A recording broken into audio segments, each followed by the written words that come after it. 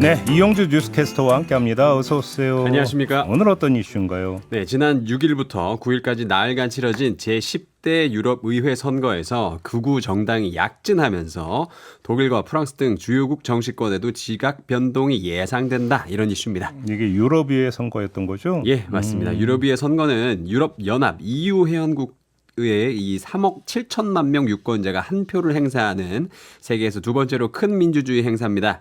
이번 선거는 영국의 브렉시트 이후에 처음으로 실시된 선거이기도 한데요.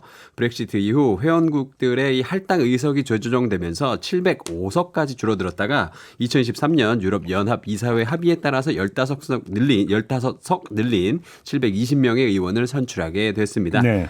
고물가, 이민자 급증, 우크라이나 전쟁, 중동 분쟁으로 고조된 유럽 이 안보 불안감 속에서 실시된 이번 유럽의회 선거에서 모두의 예상대로 극우 포퓰리스트와 민족주의 성향 정당들이 많은 표를 받았습니다. 많은 표인데 얼마나 지금 성과가 난 건데요? 의석수로. 네, 아직 개표가 진행 중인 상황이라 출구 조사를 바탕으로 말씀드리자면 그 독일에서는 최근 친나치 논란을 일으킨 독일 대한당이 15.9%의 득표율로 이번 선거에 상당하네요. 예. 이번 선거에 참여한 독일 정당 중 2위를 차지했고요. 유럽의회에서 적어도 16석을 확보할 것으로 예측이 됐습니다.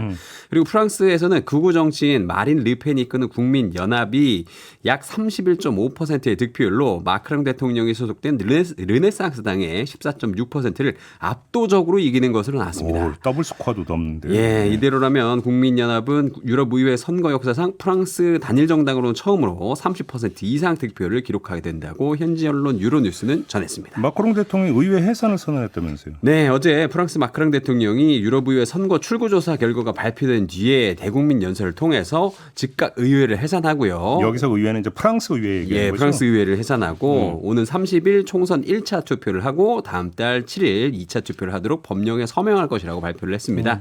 근데 사실 대통령이 뭐 어떻게 의회를 해산시킬 수 있는지 우리로서는 좀 생소한 광경이긴 합니다. 근데 사실 프랑스에서는 의회 해산은 대통령의 고유 권한이고요. 국민의 신임을 확인하거나 정치적 개혁을 추진하고자 할 때 행사할 수 있다고 합니다.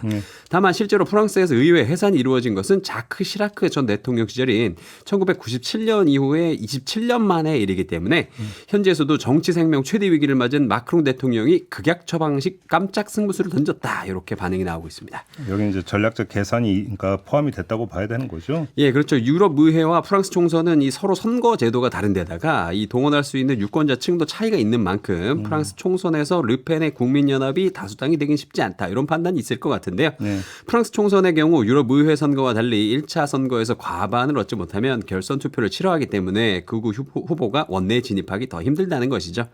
근데 총선에서 이긴다는 보장은 없잖아요. 사실 그렇죠. 예. 그래서 제가 프랑스에서 마지막으로 의회를 해산한 대통령이 97년에 시라크 전 대통령이라고 소개를 해드렸는데요. 당시 시라크 대통령이 유로와 가입을 위해서 국민들 지지를 받겠다고 조기 총선 카드를 꺼냈습니다. 그래서 총선 결과가 어떻게 됐냐? 졌습니다. 야무지게 졌어요. 그래서 과반 의석을 잃고 정적인 사회당 대표를 총리로 받아들여야만 했던 이런 슬픈 전설이 있는데요. 네. 과연 이번 총선에서 어떻게 될지 결과가 무척 궁금해지면서 아무튼 이번 유럽의회 선거로 유럽의 우경화 속도 빨라질 것으로 전망된다는 전문가들의 시선입니다. 풍경이 이제 그렇게 오른쪽으로 이제 쏠린다? 예, 맞습니다. 유럽의회는요, 총 7개의 정치 그룹으로 구성되어 있는데요. 이번 선거 결과를 바탕으로 유럽연합의 새 지도부 선출이 시작이 됩니다. 근데 거기에서 이 유럽의회 선거에서 1위를 차지한 제1정당 후보가 차기 집행위원장 후보로 우선 고려가 되기 때문에 예상 의석수 185석으로 1위를 확보한 중도 성향의 유럽 국민당 EPP의 우르줄라 폰데어 라이엔이 지난 의회에 이어서 다시 한번 집행위원장으로 지명될 가능성은 없습니다. 다만 유럽의회 인준투표에서 720명 중에 과반인 최소 361명의 지지가 필요하기 때문에 유럽의 중도 우파, 중도 좌파 정당들이 구글을 막기 위해서 최대한 서로 협력하겠다 이런 입장입니다. 네, 유럽의 이제 우경화 얘기는 계속 나왔었는데 이게 이제 선거 결과로도 지금 이제 이게 표현이 되고 있는 거네요. 네. 알겠습니다. 자, 이렇게 마무리하죠. 이영주 캐스트였습니다. 고맙습니다. 감사합니다.